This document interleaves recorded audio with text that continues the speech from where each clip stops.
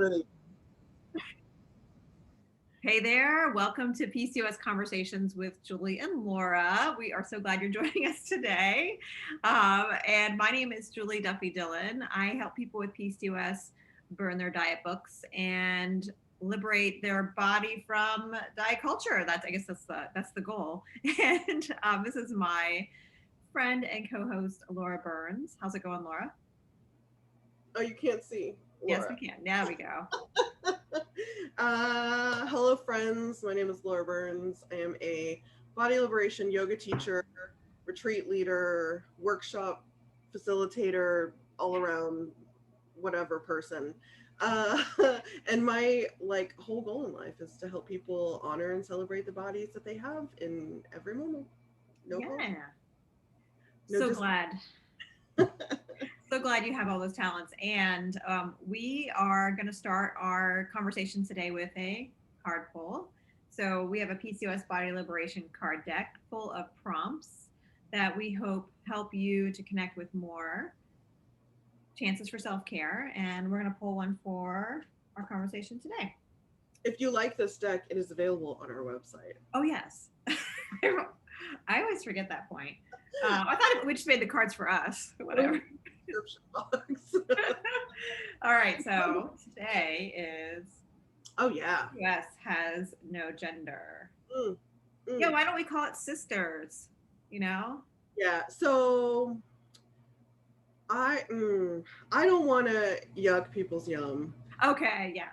Yeah. Well, no. However, there's a but I don't want to tell people like if seeing the CYS like sisters like feels empowering and good for you, like good, I'm glad, but um I'm a cisgender person, a woman, and the sister stuff just never felt good to me. And Mhm. and there's like so much like if you start to unpack, and I don't want to like get bogged down in this, but like you go back through like the waves of feminism and you get to the what second wave feminism, which was very like uh woman is about being a woman and is about having a womb and giving birth and bleeding and all these things, and it's like there's more than one way to be a woman.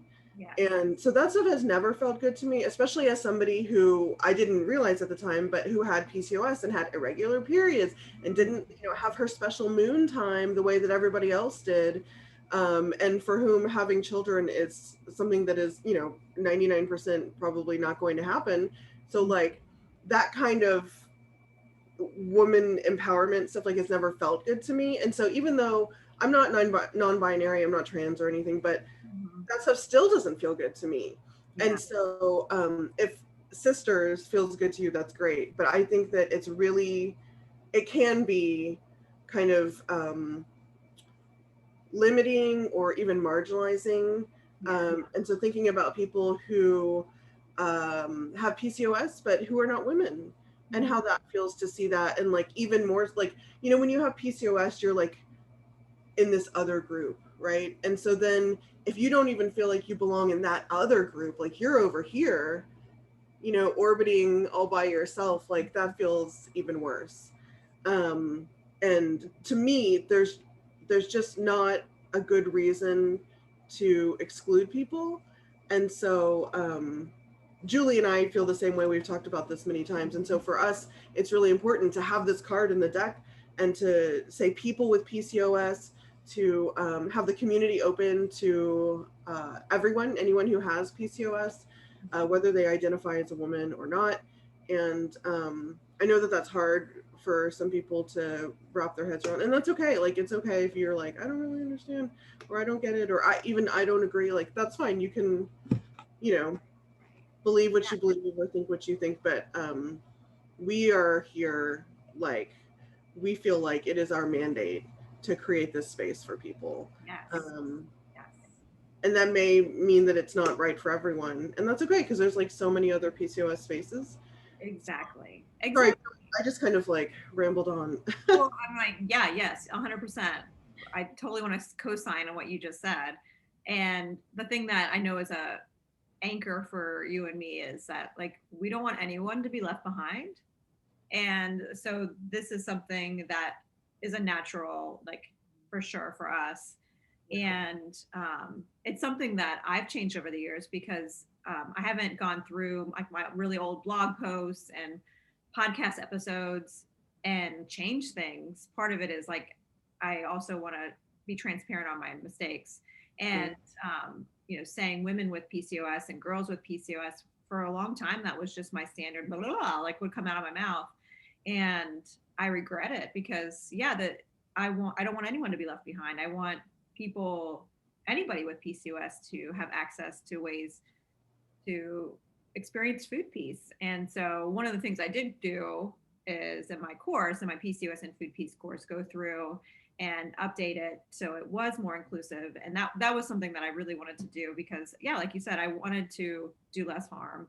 And I think it's just really great to hear from you that, like, hey, if you feel affirmed by sisters, you feel affirmed by sisters. So I don't, we don't want to take that away from you. And the people that we are serving is just going to be different, and that, like, for anyone with PCOS or for people with PCOS period. So and it's not like those groups can't overlap. It's not like people who are affirmed by sisters can't be part of the community.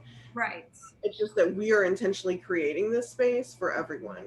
So so it's not to say like, oh, you shouldn't do this or you shouldn't feel that way. It's just that, like, I know what it feels like to be othered in so many ways. And it sucks really bad. And it improves your quality of life to feel even in these, like, small ways. So right. This is an interesting kind of conversation too with the Olympics happening right now and decisions. I don't know if I've kind of like skimmed the news with it, but like how the Olympic committees are testing testosterone levels in order to determine if someone is going to be in the female group or not. And of course, people with PCOS, intersex people, like, there's a range of testosterone and just being able to classify by these concrete ways, like, it's oversimplified and not accurate. So I think it's something that's kind of important in this conversation too, like how, like you said, how this is contributing to marginalizations of groups of people and even in the Olympics. So yes, that bums me out. Totally. I haven't been watching news or anything. I get so stressed out by probably a good call. I got overloaded on Cuba stuff, and I was like, I gotta step away. That's really upsetting because there's a lot of reasons why somebody might have elevated testosterone. Many different reasons, for sure. And something else I'm thinking about too is, for people to become clinicians, healthcare providers like dietitians or therapists or doctors that help people with PCOS can be really toxic for people who are othered, like you're describing. And I know in my field in dietetics, how it's really not common for trans people to be naming themselves as trans and practicing in our profession. And something that is starting to happen a little bit more is communication about how important that is in helping people with PCOS. So then someone else who is trans getting help from a trans provider with PCOS, how, like, there's so many things that I appreciate that I'm not going to even be able to have on my radar. I think about testosterone. Like, in the beginning, I was like, well, of course someone wants to lower it. Well, not always. So anyway, so I just wanted to acknowledge that part too. Like, I look forward to having more non-binary and trans providers too, helping people with PCOS. I think that's going to be amazing. Yeah, I mean, just providers in general. Yeah, providers in general is a great start too. Yeah, I mean, anytime. Yep, we could talk about this for a long time. I'm like, so now is when we usually would answer a question, and we did have a question come in this last time, and to be fully transparent, I don't know if this is a troll or not, but I'm going to earnestly answer this question because I think that it is actually a good question. So whoever wrote this, sorry if you're not a troll, it just felt along the line of some questions that I get sometimes. And if you are, well, then I hope you enjoy this answer anyway. So the question was, I can read it for you. you have it? Yes. How does one liberate themselves from their body? Yeah. So to me, I heard that as how exactly does one liberate themselves from their body? Mm-hmm. But maybe that's not the tone or, the way that question was poised. I'm just letting you know a little insight into my brain as somebody who gets internet harassed Yeah. constantly. So, but what I want to say is we're not trying to liberate ourselves from our bodies. We're trying to liberate our bodies from the system, Yeah. from capitalism and white supremacy and diet culture and beauty standards and all the things that go along with that. So it's not about trying to, you're so mystical right now with this. I'm missing the eucalyptus right now. I just happened to My look at it and migraine. it's like trailing across. It was It's very cool. helping. It's helping with your point. So yeah, it's not about liberating ourselves from our bodies. It's about being more in our bodies, connecting with our bodies, being embodied and empowered Yeah. to liberate ourselves from all these institutionalized systems that would try to tell us that we're too much and not enough at the same time. Yes, because when I read that question, I thought, oh, like there's like a mix up in how this is all connected in the way that you and I are trying to describe it, because I think so much of the O word interventions frame, and by O word I mean a disparaging word to talk about body size that medical providers often use, but those types of interventions often frame it as we need to fix your body so you can feel more free. And what you and I are talking about is no, your body doesn't need to be fixed. It's the whole all the shit around us Well, needs to be fixed. the world, I'm just going to say the world because Yeah. at this point it's everything. The world teaches us, like, it's ingrained to me. I've had to unlearn and like decolonize myself from these thoughts of wanting to, there's like this whole like, it kind of, I guess what I'm trying to say is it kind of makes sense why somebody would genuinely be like, are we liberating ourselves from our body? Like, is Yeah. that actually Yeah. what we're doing? Because there's all this framing of your body as this thing and you as separate. And specifically in like pro diet, pro weight loss, fat phobic media photos and descriptions and stuff, people talk about, or you see, images of like a fat body and it's like half chiseled away and there's like a thin person like kind of almost standing inside of the fat body, right? And it's like, oh, they're not done chiseling it away yet. Or here's one that it like gives me goosebumps to think about. When I was younger, I read this blog of this woman who made like fun, whimsical jewelry and art. And she was fat. And after a while, she was like on a weight loss journey, a lifestyle change. And she started talking about, she was getting some results and she wrote this blog post. I remember this so well. She wrote this blog post about um, being like archaeologist, like excavating bones. Yeah. And at the time, I was very sick at the time. I was like real deep in my like issues. And that was like, oh, fuel to the fire. I was like, oh yeah. And I even remember writing a comment like, oh my God, yeah, I'm in the same place. I feel like that too. And I'm finding bones and like all that, like, I'm not gonna say any more about it, but like it really hit me. And it just, I think it was like just the perfect metaphor that really kind of tied in all the messaging that I have ever heard in my life. Find the real you, start your life fresh, new. It's like liberate yourself from this gross fat body and be the thin, beautiful person who is now lovable and worthy as a human being. And so this kind of like distancing, it's a tool, it's a tool, it's a strategy. Distance yourself from your body so that you hate the body. Right. Right. And I think we see this in other things, right? So like the color of your skin, the texture of your hair, the size of your body, having a disability, any of these things, you hear this rhetoric of like othering that part of you which is undesirable. And I think that that's one of the like biggest, strongest tools we have, the biggest stick we can carry is embodiment. Because when you're really in your body and you're feeling your sensations and you're paying attention and noticing, then it's a lot harder, you know, to like want to hurt your body, or, you know, I don't want to say more specific things, but like to practice self-harm or to, you know, whatever, all the things that people deal with. I'm sure if you're listening to this, you could think of things. Yes, yes.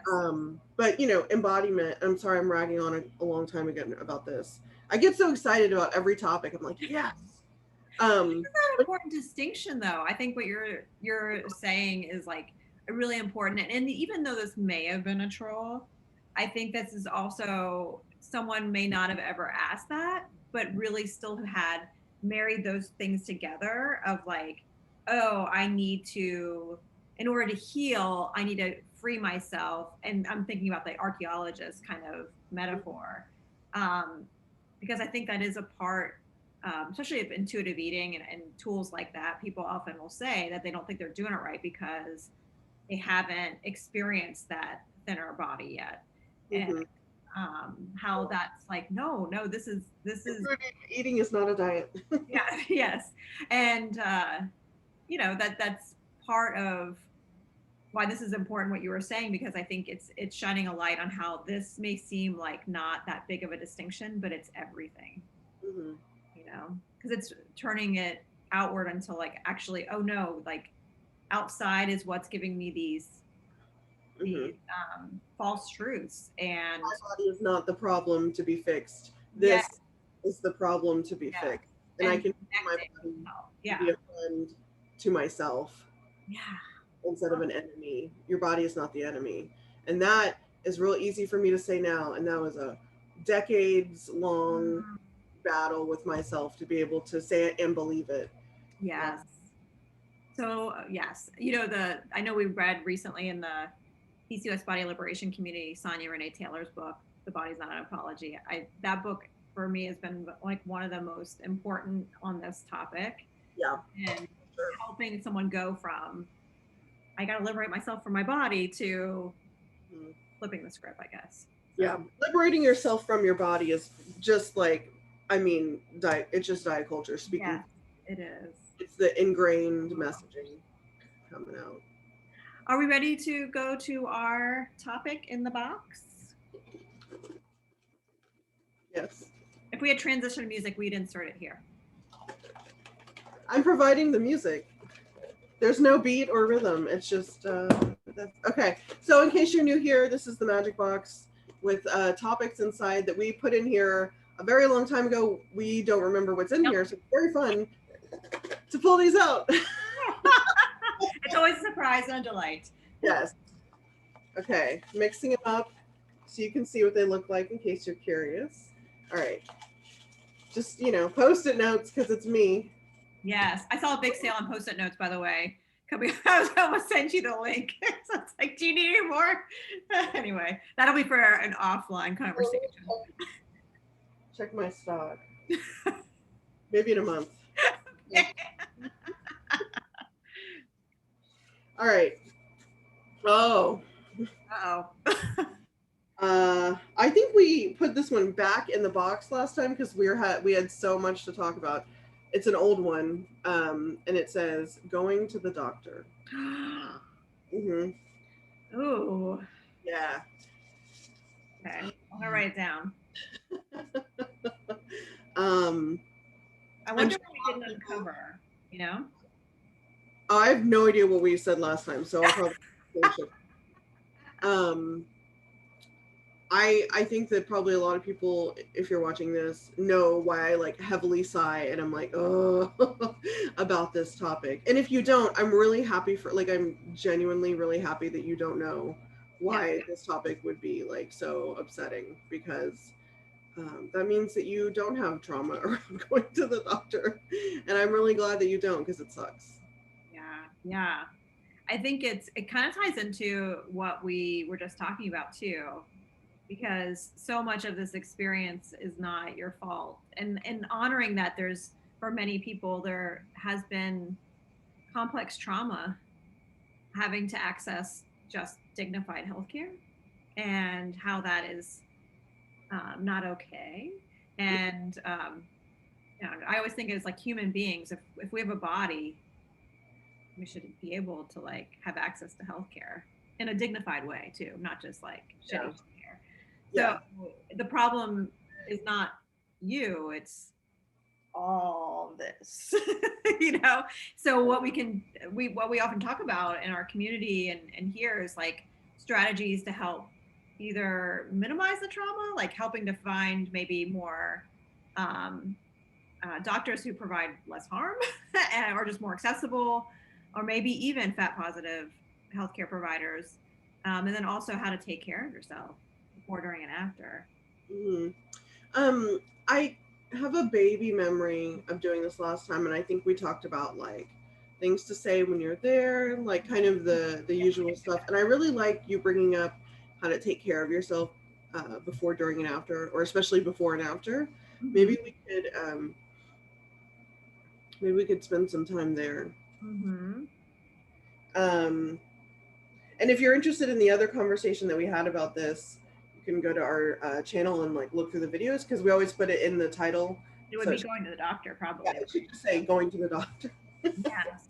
Well, and then before going to the doctor, um, one thing that I can offer that I didn't have before is I put together a free download that is something that you can customize to help basically tell the doctor, I only want weight inclusive healthcare in our Mm, conversations. And you can get it on my website. So that's just juliedillonrd.com. yeah, And if you click on the freebies button, it's in the list there. awesome.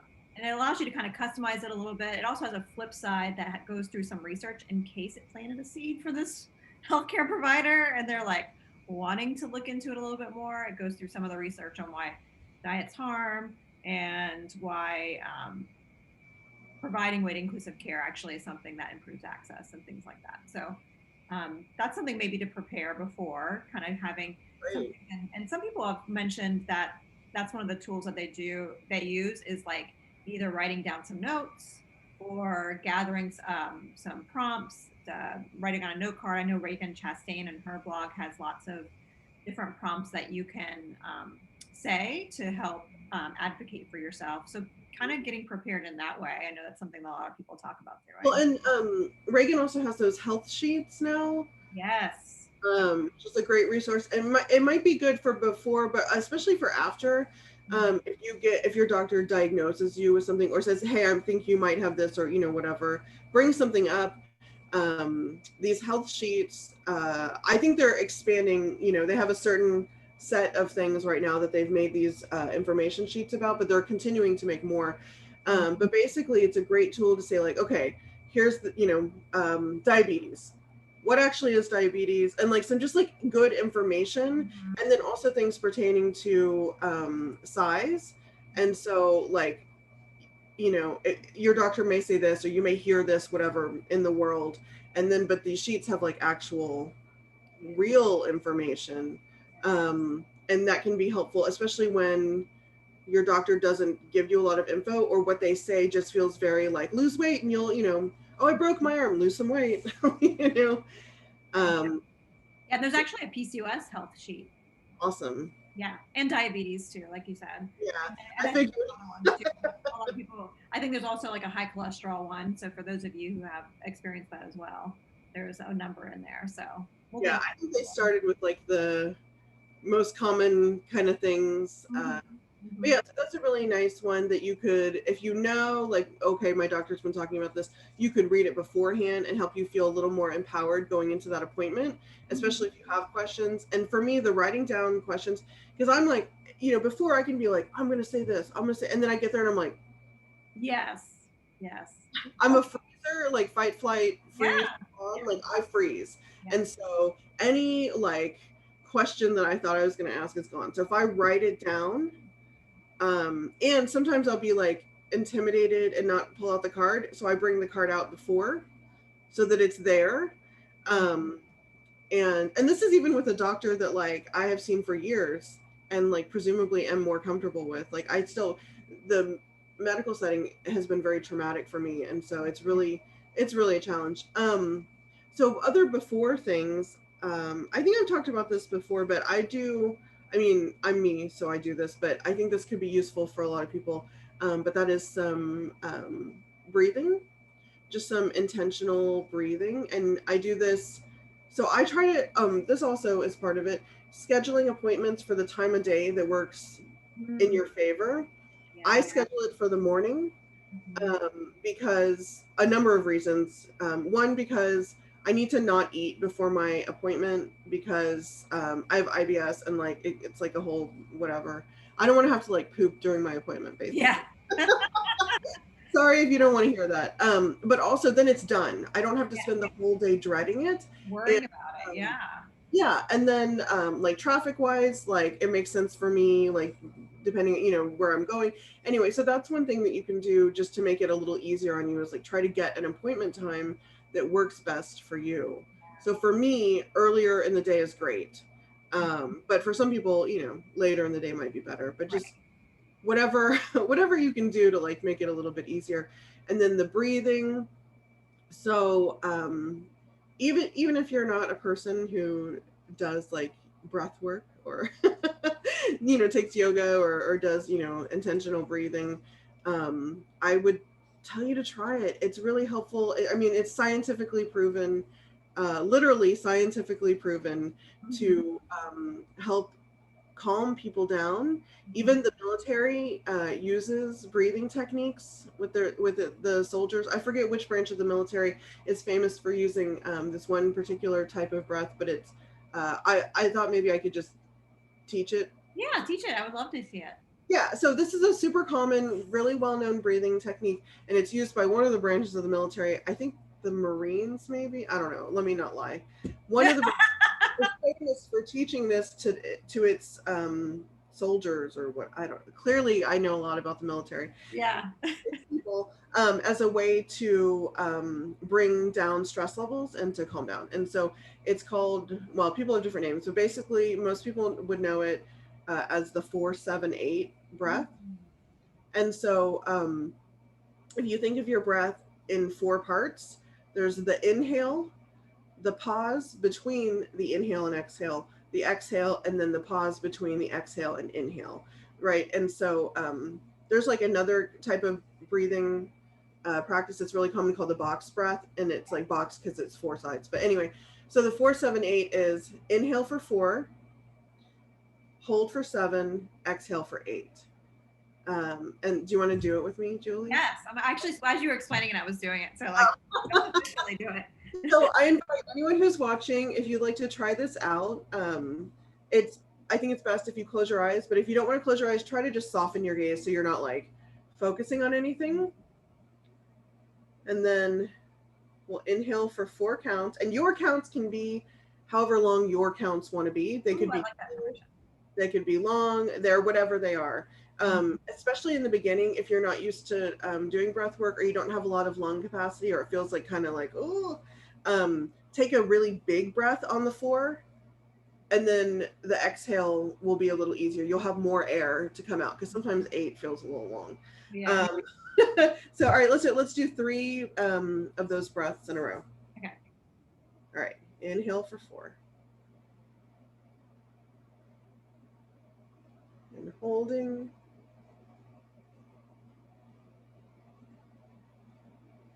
When you're ready, exhaling.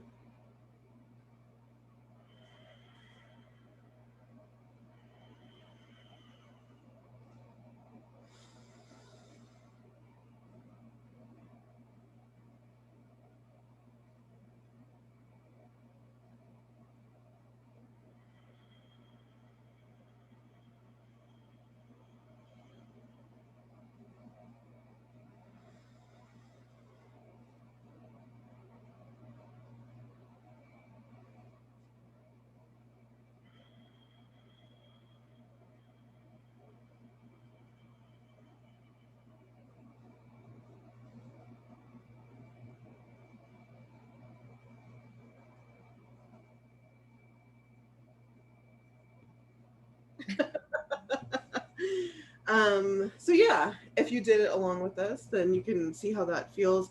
Obviously, you'd want to do it longer than just 3 breaths. I would say 10 breaths would be a great place to start. And if you feel anxious or short of breath, just stop and go back to your, natural, easy breathing. Sometimes the hold can trigger something in people and they kind of Yeah. get panicked.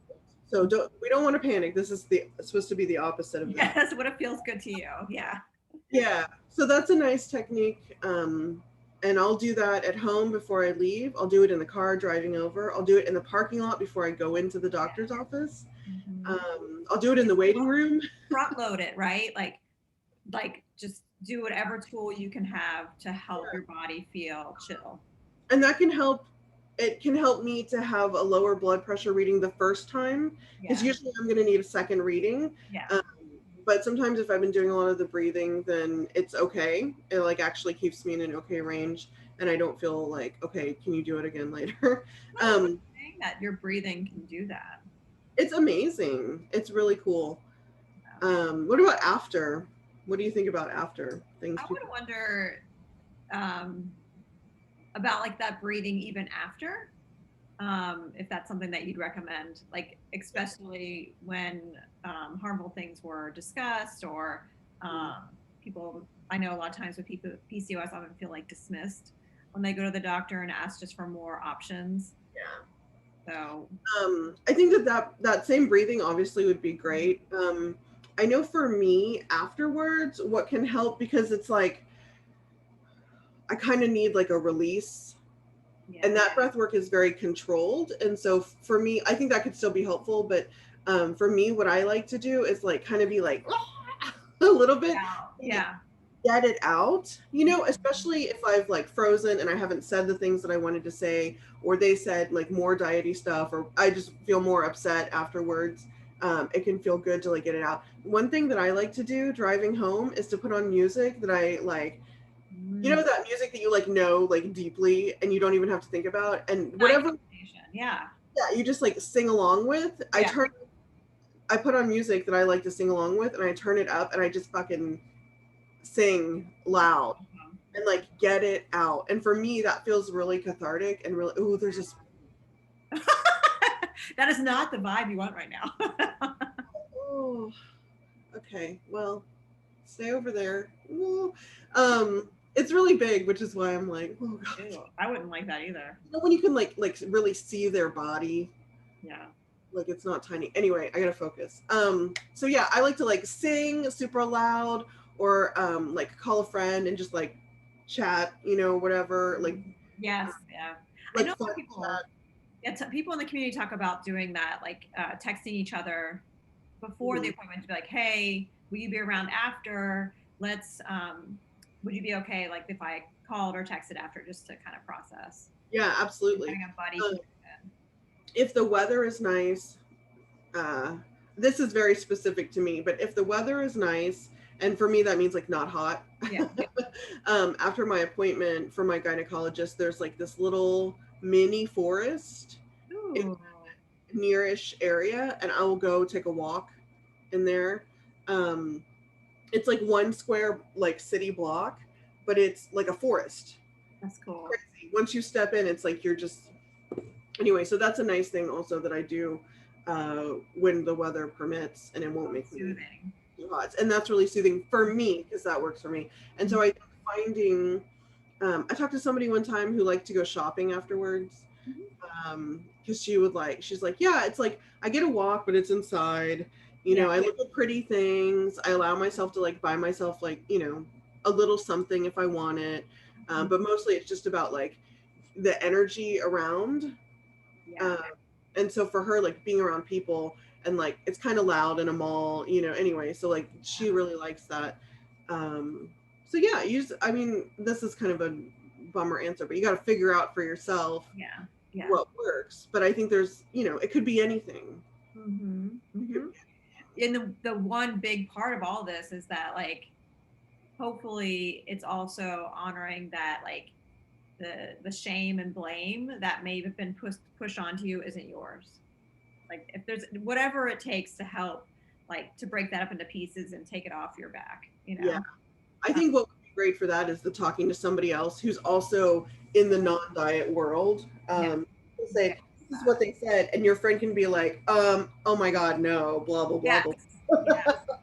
That's what Dispel the myths and like really be able to honor what you need in that moment. Yeah.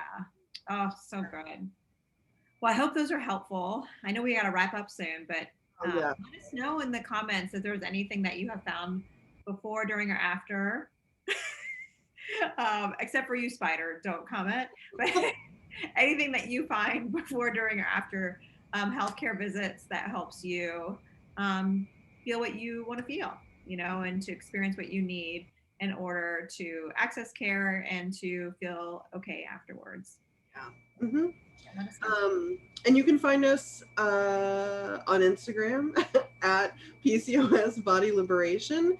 Our website is PCOSBodyLiberation.com. So please subscribe to this channel, like this video, come find us on Instagram, give us a follow, come to the website, check out all the things. We have our PCOS Body Liberation community that is an online community of people with PCOS, and we are friends and we learn together and we support each other. We have fun together. And also, just a shout out, Julie and I have a retreat, the PCOS Body Liberation Retreat. It's happening in November, and there are 3 spots left. So if you want to get in on that, then check it out also on the website. All the links and stuff will be in the description box below. And I think it's time for us to cheers. Yes. Your mug. I do. Cheers. Have a great rest of your day.